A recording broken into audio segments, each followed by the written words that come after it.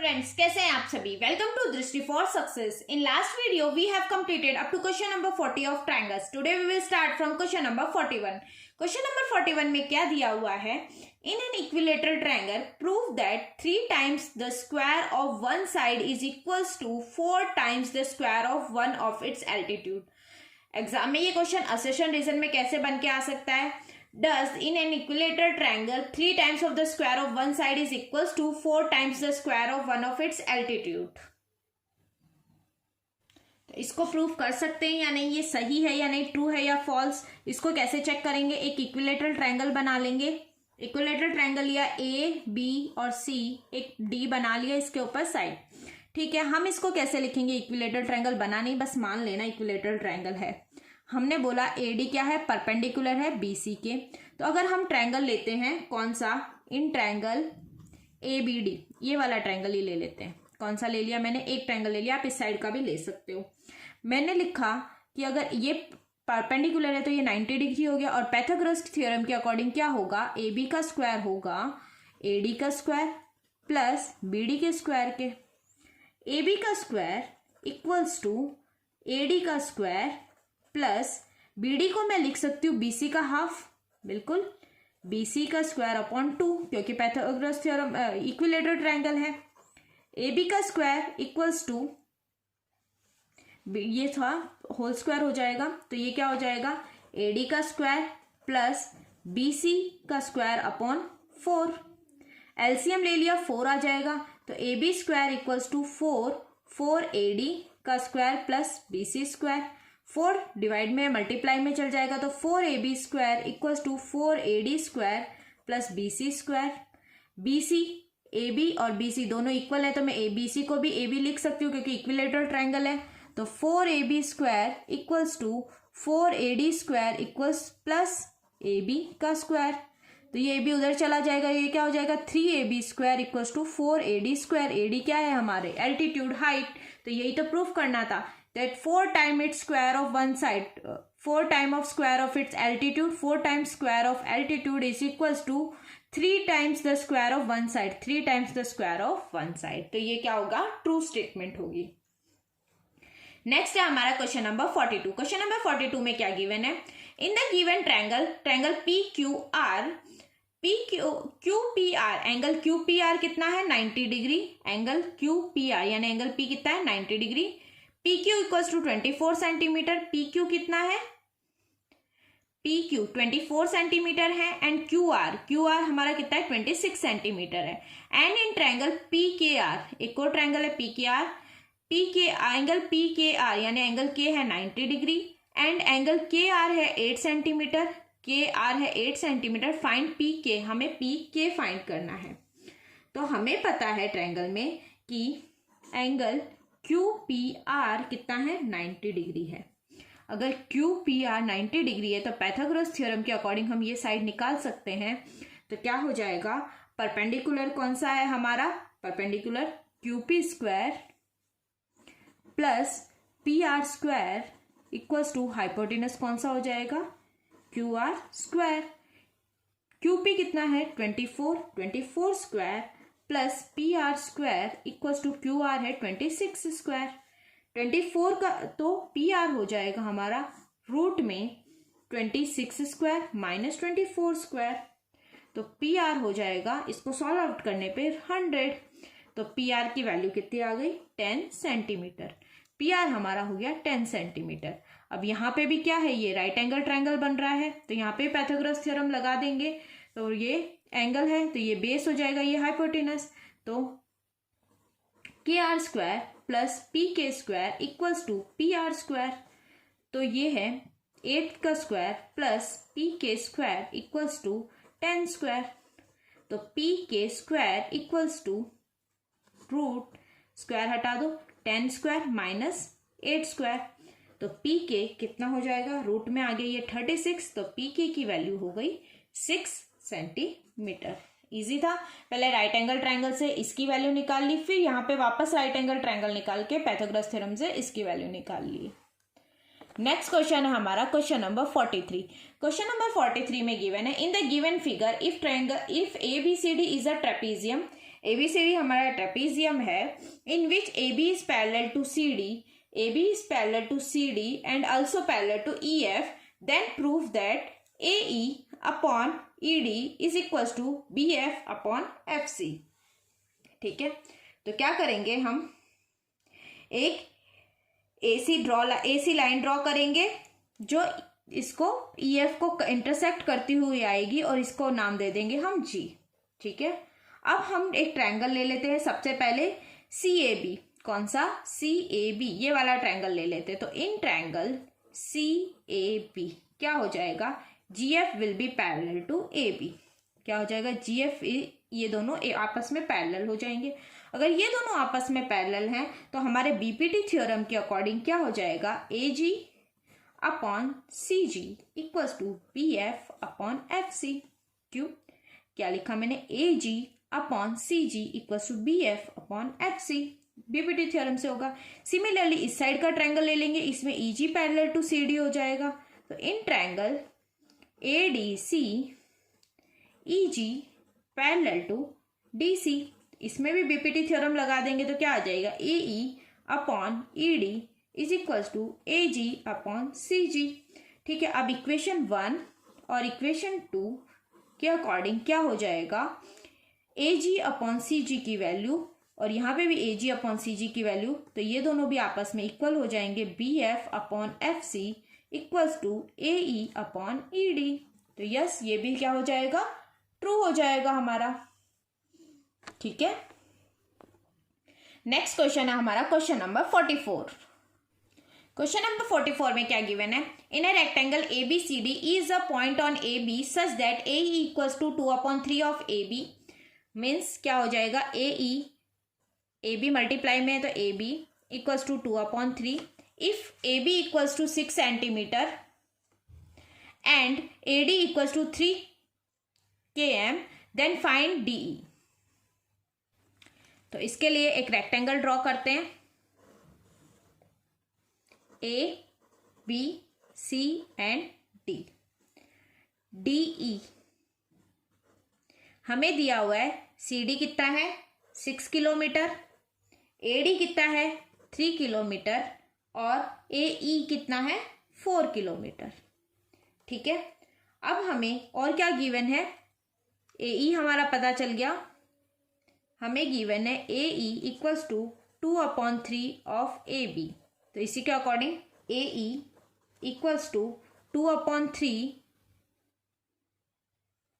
Into AB हमारा कितना था 6, तो AE हमारा इस अकॉर्डिंग आ गया था कितना 4 किलोमीटर। तो AE हमने 4 किलोमीटर कैसे लिखा, ऐसे लिख दिया। अब राइट एंगल ट्रायंगल कहाँ पे बन रहा है, एंगल A पे, क्योंकि ये एक रेक्टेंगल है। राइट एंगल ट्रायंगल के अकॉर्डिंग हम DE निकाल सकते हैं। ठीक है, हमें ये गिवन था, ये गिवन था और AB की वैल्यू से हमने ये निकाल लिया। तो राइट एंगल ट्रायंगल के बेसिस पे हम लिख सकते हैं AD का स्क्वायर प्लस AE का स्क्वायर इक्वल्स टू DE का स्क्वायर। AD हमारा कितना दिया गिवन है 3 किलोमीटर, तो 3 किलोमीटर का स्क्वायर प्लस AE कितना है 4, तो 4 का स्क्वायर इक्वल्स टू DE का स्क्वायर। ठीक है, तो AD हो गया 9 + 16 इक्वल्स टू DE का स्क्वायर, तो 25 इक्वल्स टू DE का स्क्वायर। तो DE कितना हो गया 5 किलोमीटर।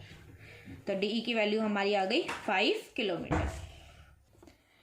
नेक्स्ट क्वेश्चन है हमारा क्वेश्चन नंबर 45। इसमें क्या गिवन है, ABCD is a trapezium in which AB is parallel to DC and its diagonal intersect each other at point O, show that AO upon BO equals to CO upon DO। ठीक है, तो इस question को कैसे करेंगे, हम एक trapezium बना लेते हैं, A, B, C and D। Then कहा है हमें इसके डायगोनल्स इंटरसेक्ट कर रहे हैं एट पॉइंट O। ठीक है, तो इस अकॉर्डिंग क्या होगा, हमारे देखो एंगल OAB, एंगल DCO, यानी A और C ये ऑल्टरनेट एंगल्स हैं। ठीक है, उसी अकॉर्डिंग एंगल OBA, यानी ये वाले और ये वाला भी ऑल्टरनेट एंगल्स हैं। ठीक है, ऑल्टरनेट एंगल्स के बेसिस पे ये दोनों ट्रायंगल क्या हो जाएंगे, सिमिलर प्रूफ हो जाएंगे। ये ट्रायंगल और ये ट्रायंगल क्या हो जाएगा, सिमिलर एंगल। तो अगर हमने बताया था एंगल बी एंगल डी के इक्वल है क्योंकि ऑल्टरनेट एंगल से है, और एंगल ए एंगल सी के इक्वल है ऑल्टरनेट एंगल से, तो ए क्राइटेरिया रूल से ये दोनों ट्रायंगल क्या हो गए, सिमिलर प्रूफ हो गए। और अगर ये दोनों ट्रायंगल सिमिलर हैं तो क्या हो जाएगा, ए ओ अपॉन बी ओ किसके इक्वल हो जाएगा, ओ बी अपॉन ए ओ अपॉन बी ओ किसके इक्वल हो जाएगा, सी ओ अपॉन डी ओ के इक्वल हो जाएगा। क्या क्या मैंने, ओ ए अपॉन ओ बी किसके इक्वल हो जाएगा, सी ओ अपॉन डी ओ के इक्वल हो जाएगा।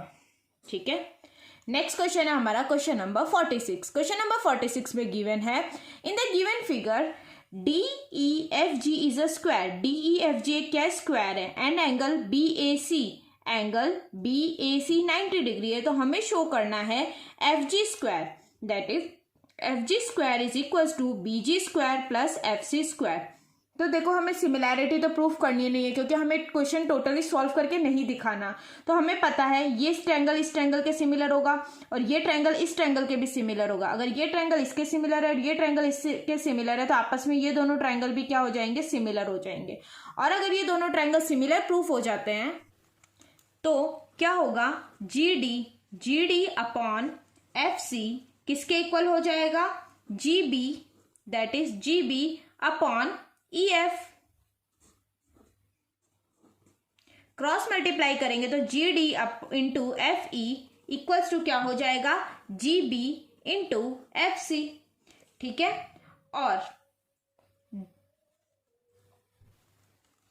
और G D into F E ये तो पूरा स्क्वायर है, स्क्वायर की सभी साइड्स क्या इक्वल होती है, तो जी डी भी इक्वल है, एफ ई भी इक्वल है। तो हमें एफ जी प्रूफ करना है तो जी डी और एफ ई को हम एफ जी भी लिख सकते हैं क्योंकि स्क्वायर की सभी साइड्स क्या होती है, इक्वल होती है। तो इनको हम F G into F G भी लिख सकते हैं, equals to G B into F C. तो F G square equals to B G into F C हो जाएगा ये। ठीक है, इसी से ये क्या हो जाएगा, प्रूफ हो जाएगा। नेक्स्ट क्वेश्चन है हमारा क्वेश्चन नंबर 47। क्वेश्चन नंबर 47 में गिवन है, in the figure P Q R S is a trapezium in which P Q is parallel to R S. P Q क्या क्या है, पैरेलल है आर एस के, and P Q and R S there are points E and F respectively. P Q और R S के ऊपर point है E and F respectively, such that E F intersect S Q. E F intersect कर रहा है S Q को at point G. हमें proof करना है E Q into G S equals to G Q into F S.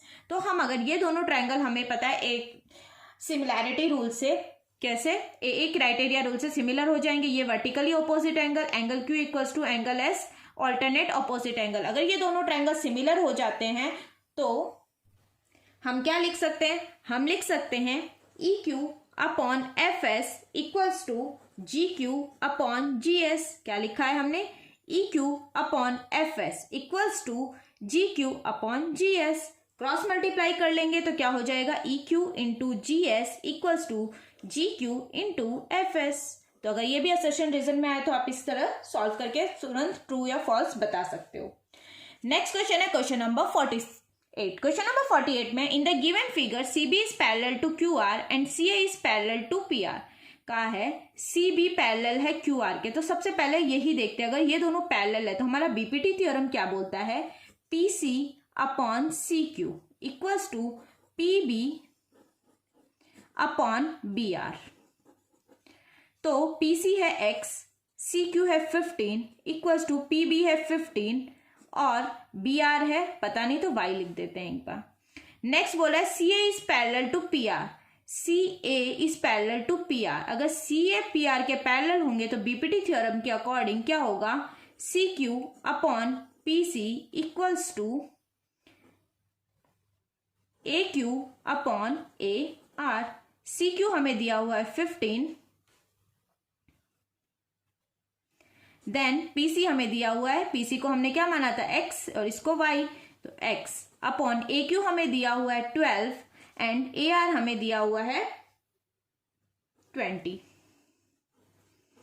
ठीक है, तो इससे हम x की वैल्यू निकाल सकते हैं। क्वेश्चन में यही कहा था, हमें ए क्यू दिया हुआ है, ए आर दिया हुआ है, पी बी दिया हुआ है, सी क्यू दिया हुआ है। हमें फाइंड करना था P C and B R जिनको हमने x और y मान लिया।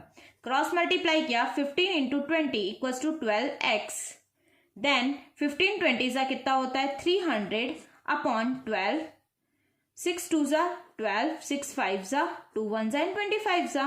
तो x की वैल्यू कितनी आ गई 25, x की वैल्यू आ गई हमारी 25, पीसी हो गया 25, 25 को यहाँ पुट कर देंगे। Then again cross multiply 25 y equals to 15 into 15, y equals to 15 into 15 upon 25, 5 3 ज़ा 5 5 ज़ा 5 1 ज़ा एंड 5 3 ज़ा। तो y की वैल्यू हमारी कितनी आ जाएगी 9 सेंटीमीटर।